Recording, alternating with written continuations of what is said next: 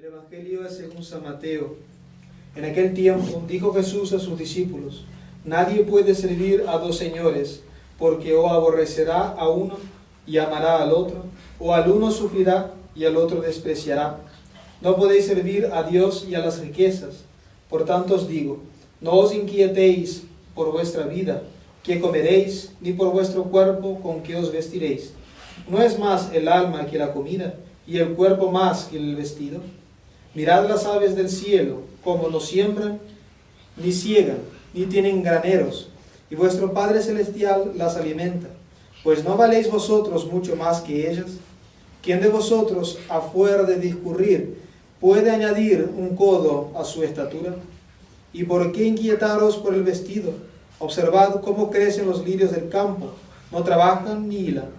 Y sin embargo, yo os digo que ni Salomón en toda su gloria llegó a vestirse como uno de estos lirios. Pues si al heno del campo, que hoy es y mañana se echa al horno, Dios así viste, ¿cuánto más a vosotros, hombres de poca fe? No os preocupéis pues diciendo, ¿qué comeremos o qué beberemos, o con qué nos cubriremos? Por estas cosas se afanan los paganos. Mas sabe vuestro Padre Celestial que las necesitáis. Buscad pues primero el reino de Dios y su justicia, y todo lo demás se os dará por añadidura. Pueden sentarse. La epístola tomada de la carta de los Gálatas. Hermanos, vivid según el Espíritu, y no satisfaréis los apetitos de la carne, porque la carne tiene deseos contrarios a los del Espíritu, y el Espíritu contrarios a los de la carne. Son entre sí opuestos, por lo cual no hacéis lo que queréis. Mas si os conduce el Espíritu, no estáis bajo la ley. Manifiestas son las obras de la carne: fornicación, deshonestidad, lujuria, idolatría, magia, enemistades, pleitos, enojos, celos, riñas, disensiones, herejías, envidias, homicidios, embriagueces, orgías y cosas parecidas. Os prevengo, como ya tengo dicho, que los que tales cosas hacen no alcanzarán el reino de Dios. Al contrario, los frutos del Espíritu Santo son caridad, gozo, paz, paciencia, benignidad, bondad, longanimidad, mansedumbre, fe, modestia, continencia, castidad. Contra tales cosas no hay ley, pero los que son de Cristo han crucificado su carne con sus pasiones y concupiscencias.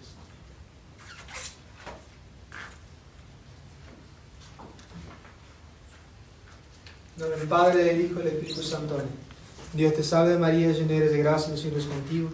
Bendita tú eres entre todas las mujeres, y bendito es el fruto de tu vientre, Jesús. Santa María, Madre de Dios, ruega por nosotros pecadores, ahora y en la hora de nuestra muerte. Amén. En nombre del Padre, del Hijo y del Espíritu Santo. Amén. El Evangelio del domingo de hoy, el domingo 14 después de Pentecostés, es uno de los más ricos en doctrina, en el sentido de la amplitud de las cosas que se puede hablar. Estamos hablando de parte del muy conocido Sermón de la Montaña, el capítulo 6 de San Mateo. El Sermón de la Montaña comienza en el capítulo 5 y se extiende a otros capítulos. Hoy podríamos hablar de muchísimas cosas: el desprendimiento de las cosas terrenas, la confianza en Dios, la simplicidad, por el ejemplo tan patente de nuestro Señor, decir que una florcita del campo es más espléndida que uno de los reyes más gloriosos terrenos que han pasado por la tierra, Salomón. Pero de todas las cosas que podríamos comentar, vamos a hablar de la primera frase impactante de nuestro Señor del Evangelio, que dice que no podéis servir a dos señores. O servirá a uno, o amará a uno, o despreciará al otro. Pero a los dos al mismo tiempo no se puede servir. Que aquí nosotros estamos hablando de dos señores contrarios, dos señores que se contradicen, se contraponen. Porque sí, alguien puede trabajar en dos casas, por ejemplo, pero no entre dos enemigos. Esa frase de nuestro Señor nos fuerza a decidirnos entre quién servir, si Dios o a los enemigos de Dios, si a la gracia, si al pecado. Y también esa decisión, esa frase impactante de nuestro Señor nos hace acordar de una de las conferencias que componen los ejercicios espirituales de San Ignacio de Loyola, que recuerden los ejercicios espirituales de San Ignacio, piadosamente se cree que fueron dictados por la misma Santísima Virgen María, aconsejado por grandísimos santos y últimamente por los últimos verdaderos sumos pontífices. Siempre que se habla de ejercicios espirituales, está hablando de esos ejercicios, los de San Ignacio. Una de las meditaciones es la meditación de las dos banderas, que consiste en comparar y meditar el que se alista a la bandera de Cristo con el que se alista a la bandera de Satanás. Recuerden que San Ignacio fue un militar antes de su vida religiosa. De hecho, se le estalla una bomba en plena refriega en la pierna y estando en un hospital, estando curándose, se pone a leer la vida de los santos, el Evangelio, y ahí viene su segunda conversión y ingresa a vida religiosa. Pero antes era militar, por eso muchos ejemplos de San Ignacio son ejemplos de carácter militar. La contemplación de las dos banderas, entonces imaginemos dos ejércitos preparados para batallar entre sí. Primero una bandera dorada con una cruz roja impresa y alrededor de la cruz escrito: el que me ama guarda mis mandamientos, y el que guarda mis mandamientos le daré la vida eterna. Esa es la bandera de Cristo. Después está la bandera de Satanás, que podemos imaginar una bandera vieja y sucia con una víbora moribunda mal dibujada y escrito: sufrimiento, dolor y penas eternas. Esas son las dos banderas, esos son los dos ejércitos que nosotros, como no podemos servir a dos ejércitos enemigos entre sí, tenemos que elegir uno. Vamos a ver qué es lo que nos propone, qué es lo que nos da cada uno de esas compañías militares. Si nosotros nos alistamos en el ejército de nuestro Señor Jesucristo, al entrar allí, nuestro Señor nos dice: si sos fiel, si no volvés atrás, serás uno de los benditos de mi Padre. La promesa de salvación. Si estamos con nuestro Señor Jesucristo, si vivimos en su gracia, si tenemos la desgracia de caer en alguna falta, ya sea mortal, ya sea venial, nos arrepentimos y seguimos con Él siempre, es cierto que nos vamos a salvar. Eso es la virtud de la esperanza. No tener una certeza de la salvación por una presunción pecaminosa, sino confiar que Dios es potentísimo para perdonar absolutamente todas las faltas arrepentidas.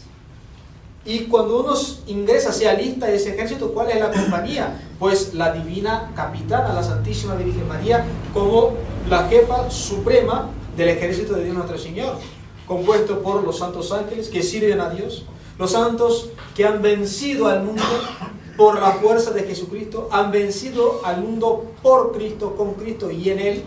Esa es la compañía de los que ingresan al ejército de nuestro Señor, que ya tiene la batalla vencida.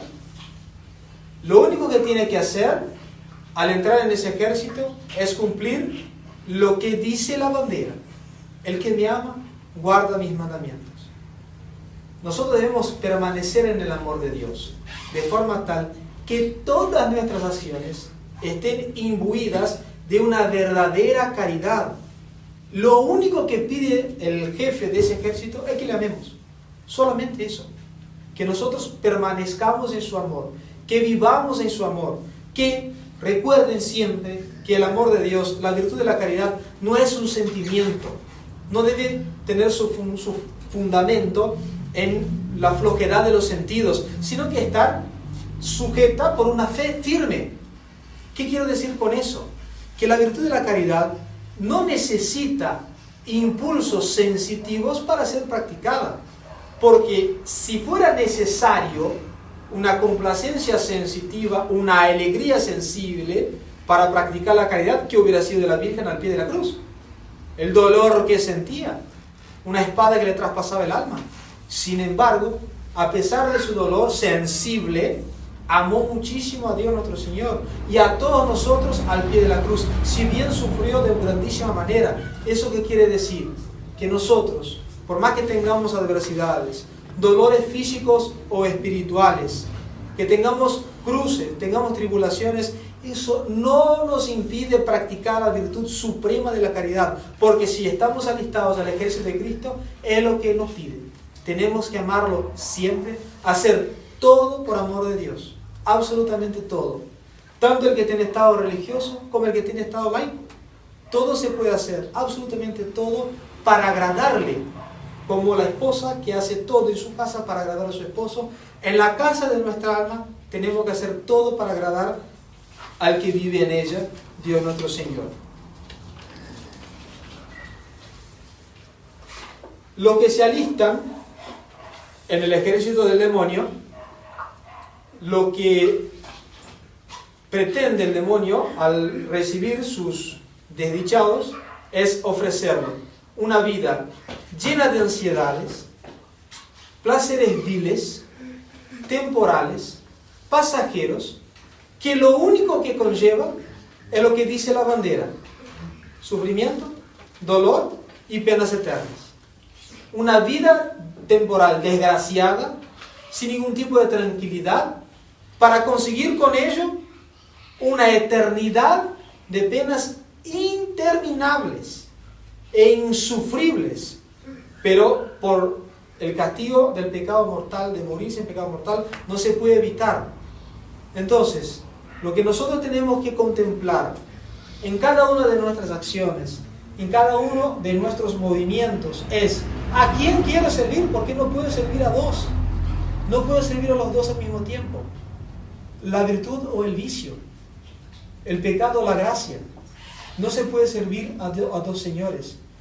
En esa obra tan grandiosa debe mediar la intercesión de la Santísima Virgen María, que es la dispensadora de todas las gracias, porque en cada acción que nosotros estamos por hacer, Dios nunca nos niega la gracia para sacar de esa acción mérito sobrenatural.